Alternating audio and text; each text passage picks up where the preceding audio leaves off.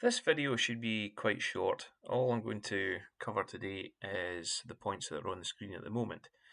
So when you need some help using a command in AutoCAD, there are a few things available to help you figure out exactly how that command works. The first one is a short hover over the icon that you're trying to use. Now, what pops up here will only last a second, and I'll probably hover over the command a couple of times just to give you a chance to see what the bulletin is. So you can see that says center radius. I'll hover over it again. Center radius. And a last time, center radius. That tells you the name of the command. Now, if we hover over the icon for an extended period of time, like this,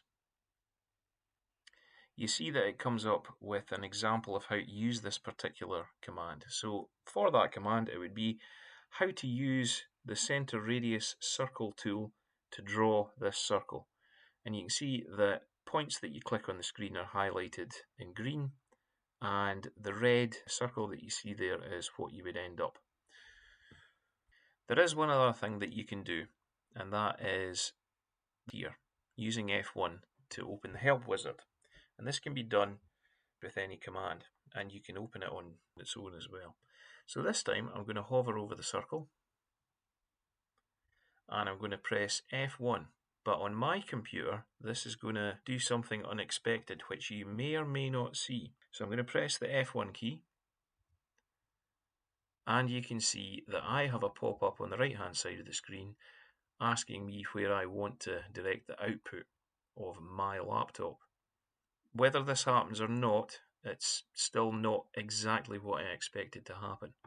But I'm going to show you how to fix that. So we'll get rid of that window. I'm going to do it again. Hover over, wait for it to turn up. And this time I'm going to press the function key as well as the F1 key. And you can see that this opens what they call the command wizard. It's essentially a set of instructions on how to use all the different commands in AutoCAD.